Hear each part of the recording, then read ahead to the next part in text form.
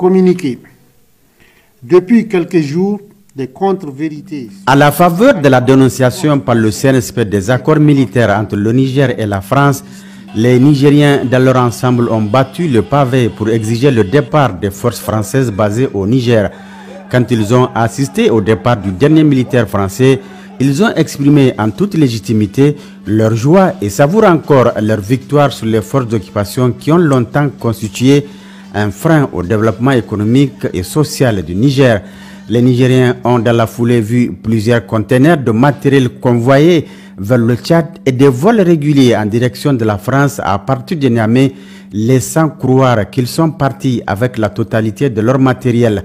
Logiquement, à partir de ce constat, personne ne peut imaginer que ces militaires français ont laissé sciemment derrière eux tout un arsenal de guerre en plein centre-ville de Niamey qui en dit long sur leur intention. Une intention exprimée d'ailleurs publiquement en son temps par un expert français en renseignement sur la chaîne LCI. Notre ambassadeur et notre contingent n'étant plus otages au Niger, en quelque sorte, dans cette position de Fort Alamo, nous aurons peut-être plus de latitude pour monter des opérations de déstabilisation, cette fois-ci plus clandestines. C'est dans cette même logique que l'ancien ambassadeur de France au Niger, Sylvain Ité, a déclaré lors de son audition à l'Assemblée nationale que la France dispose encore sur place au Niger des contacts avec lesquels elle continue à travailler. Nous suivons grâce à nos contacts sur place la politique intérieure nigérienne et continuons donc d'alimenter nos autorités politiques en information sur la situation. En d'autres termes, même sans être à Niamey, nous exerçons activement notre activité et nos missions. Malgré ces déclarations qui expriment l'opinion ambiante en France, Macron et son gouvernement ont choisi la voie du déni. Mais la découverte de tous ces matériels militaires faits dans cette maison située au quartier Francophonie, extension Tchangaré, occupée par des instructeurs militaires français jusqu'à leur départ, bat en brèche ce déni et apporte une preuve supplémentaire de la mise en œuvre de cette stratégie de déstabilisation de notre pays. En effet, des perquisitions opérées les 19 et 20 février 2024 dans cette maison et dans les locaux du siège de Cap Sahel à Niamey par une équipe mixte de la gendarmerie, de la police scientifique et de la police judiciaire ont permis de faire une découverte qui donne froid au dos. Il s'agit d'un vrai centre d'opération militaire, en même temps une cache d'armes et de munitions.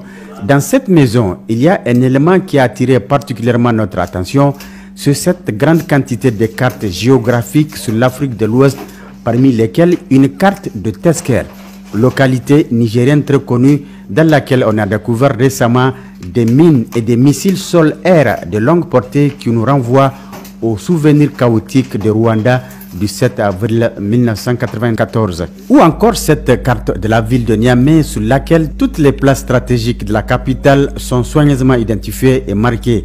À quelle fin s'agit-il des cibles des probables attaques?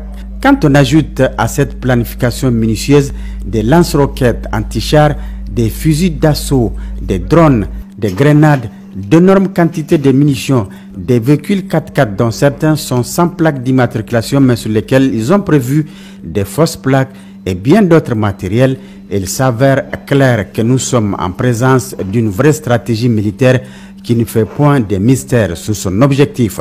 Cette stratégie de déstabilisation de notre pays repose sur une idéologie bizarre écrite en rouge sur ce tableau d'affichage dans leur salle d'opération qui dit ceci: la paix, on peut l'éviter. Alors pourquoi éviter cette paix quand on déclare la désirer à tout bout de champ? Ici, le mensonge est tellement gros qu'il n'est plus possible de le cacher. Mais quand on construit un partenariat sur du faux, il y a toujours un élément qui trahit le subconscient et le refoulé remonte à la surface pour révéler au grand jour le désir caché. Au stade actuel de nos rapports avec la France, il ne s'agit plus de désirs cachés, mais plutôt d'actions soigneusement planifiées pour semer le chaos à Niamey. Au regard de cette nouvelle tournure prise par nos rapports avec la puissance impérialiste, il revient au peuple nigérien de resserrer davantage ses liens avec le CNSP et d'être focus sur l'objectif ultime, la souveraineté totale du Niger. Il est donc impératif de rester dans la voie tracée par le Conseil national pour la sauvegarde de la patrie sous la conduite de son président, chef de l'État, le général de brigade Abdraman Chani, pour atteindre un tel objectif.